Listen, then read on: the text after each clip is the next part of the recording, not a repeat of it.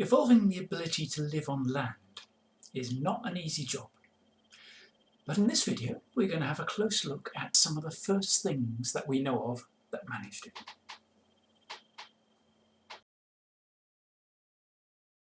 Welcome back to Life Through Time.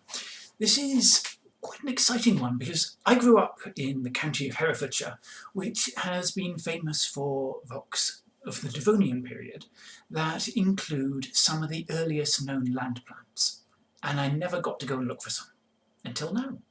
Someone has recently shown me a site in Shropshire where it is possible to collect fragments of some of these really early land plants, some of the first things that managed to make a living out of water. And it's quite exciting. So I've got some specimens here which I'll be able to show you down our microscopes. We can explore them, see what the morphology is, see if we can understand them, and then see what the unanswered questions are. What do we not know about these things? How certain are we really that they did live on land?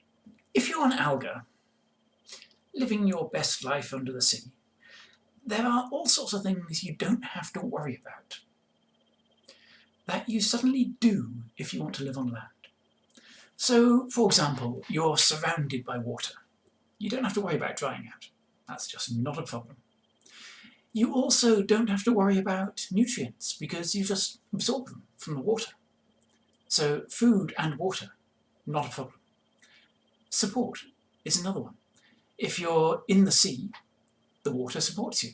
You just sort of waft around in the waves without a care in the world. That is all quite straightforward, but as soon as you go onto land, then you need to have a different type of tissue structure. You need something which will actually hold you upright out of the water. You also need an outer cuticle that stops the water evaporating so that you just desiccate. There are other things as well though. In order to maintain the water inside, you need to be able to suck it up from whatever you're growing on. So assuming you're on a damp surface, like mosses and liverworts today, you'll be able to draw water up through roots, which you don't need as an alga. So roots are another factor, and through the roots you can also pull up nutrients. So all of your nutrients and water come through the roots. Those changes are a lot of very big steps. It takes quite a lot of evolution to go from a normal little seaweed, or freshwater weed even, to something that can cope out of water. So what's our evidence for when that happened? In the last couple of decades, there's actually been increasing evidence from the microfossil record, from isolated spores, that by the middle of the Ordovician period, land plants were already occupying quite a large part of the world. That's only spores though, so it's difficult to be categorically sure that they were living on land, even if they were closely related to land plants. By the end of the Ordovician, there are isolated sporangia, spore-bearing capsule, which do contain spores from Oman, and these are almost certainly truly land plants, and it's generally accepted now that by the end of the Ordovician, land plants were all over the world. But we don't really see any complete fossils of them until significantly later. The first time we actually see something that looks like a land plant, and that is a thing called Cooksonia, is around the middle Silurian, so 10 million years later. And then by the later Silurian and into the Devonian, we get things that are definitely land plants. They have tissues such as tubular structures going up the centre, which allow water to be conducted up through the tissues. So at that point, you know you've got land plant. But there's these grey area, things like especially Cooksonia itself, the iconic early land plant, where it's not quite clear-cut exactly how they lived. And they're not easy to find. This rock here is a fine sandstone from the late Silurian, Pridley age, so the latest part of the Silurian. And on the surface you can just about see there are little black flecks. Doesn't look very exciting at first glance. But we have microscopes. So, what do we see when we look under one of those? To start with, the answer is not a lot. All you can see are these little organic flakes, tiny little spikes and branches and filaments. This whole field of view is less than a centimetre. These are very small things, and mostly you can't really tell much about them at all. Suddenly there's a little blob on a stalk that could be interesting. Must be something better. Aha! That is what we're looking for. Here we've suddenly got a tangle of little stems, just turn it round, and this one in the centre has a round blob on the end of a stalk. That probably doesn't sound very exciting to most people, but that is revolutionary.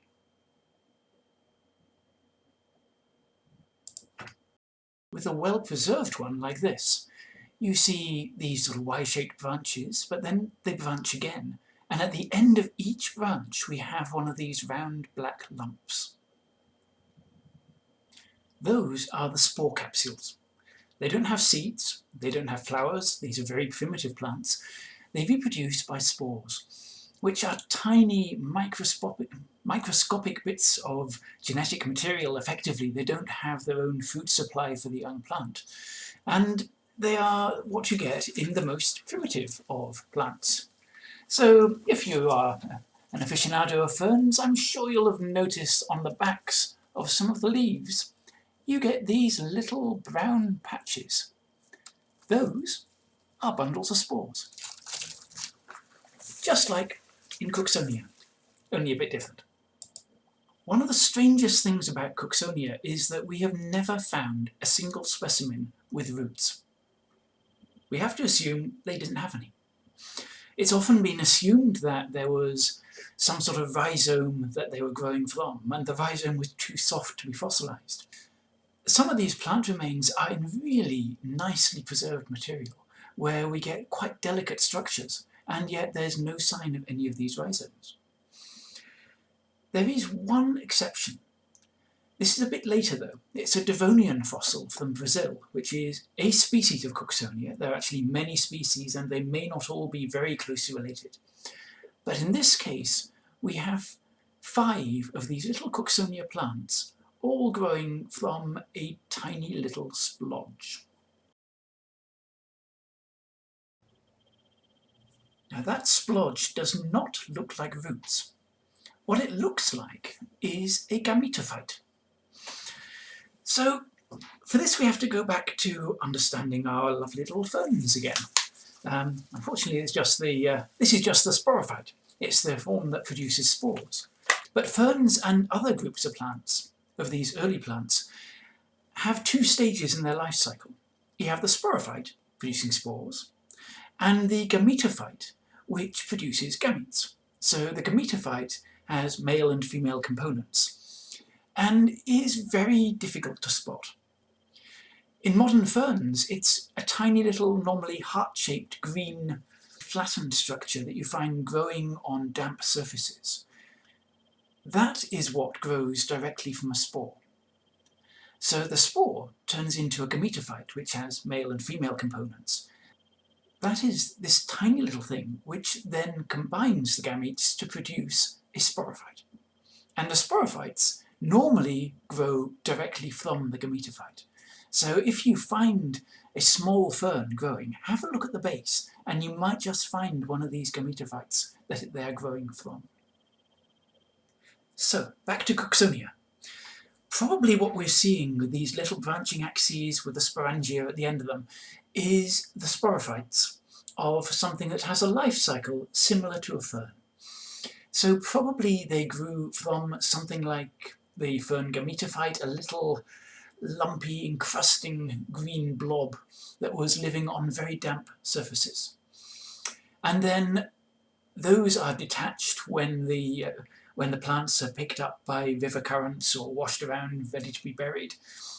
And what you're left with as a recognisable fragment is only these branching sporophytes. Remember that these surfaces we were looking at were covered with little irregular blobs and bits of organic detritus. Half of those could be fragments of the gametophyte. We just would never know in most cases. You would need extraordinarily good preservation on a microstructural level to be able to see enough information to tell you that was probably what was going on. Normally you can't tell, and yet some of the most interesting bits of these fossils are the ones we can't do anything with. Annoying, isn't it? Going back to that first question though, were Cooksonia actually living on land, or are they still in water but able to raise themselves up a little bit? How do we work that out? Well, one of the key features would be that if they're living in water still, or at least mostly in water, then they can be absorbing water through their surfaces. They don't need to transport it all from the base. So what you really want to see are those tiny little fibres, the tracheids that actually transport water, the water-conducting tissue. So for that, what you want is a certain type of preservation that preserves a little bit more detail than just a film. And we were lucky enough to find a few of these fragments or bits of Cooksonia that do show structures within them. So when you zoom in under very high magnification here, you can start to see that there are these tiny little filaments and fibres running through the stem, which must surely be the water-conducting tissue.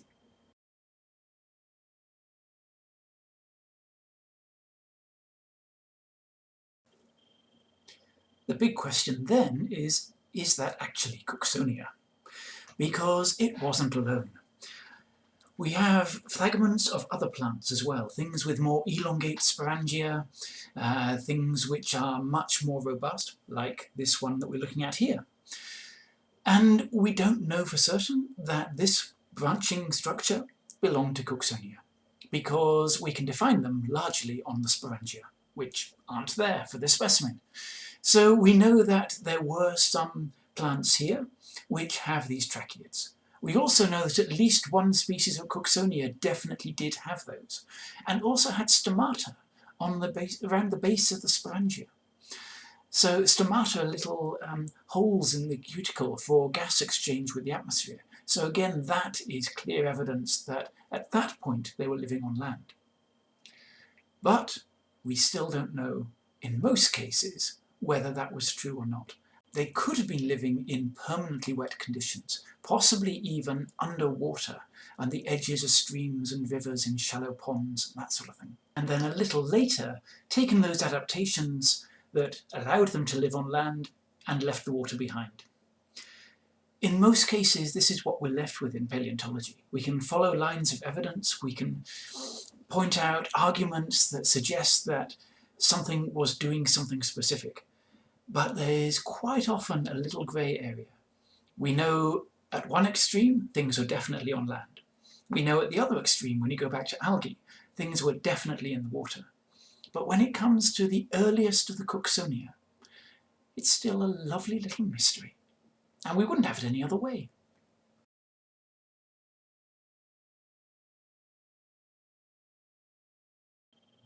So there we have it.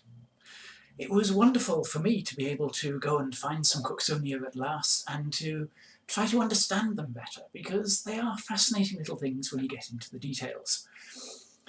So if you've enjoyed this, and I hope you have, if you got to this point you probably did, then please consider subscribing, and you will find that there is a lot more of this sort of stuff on all sorts of subject matters within paleontology and biology in general. And hopefully there'll be a lot more to keep you interested. So thank you very much again, and still haven't got a catchphrase. Ta-ra!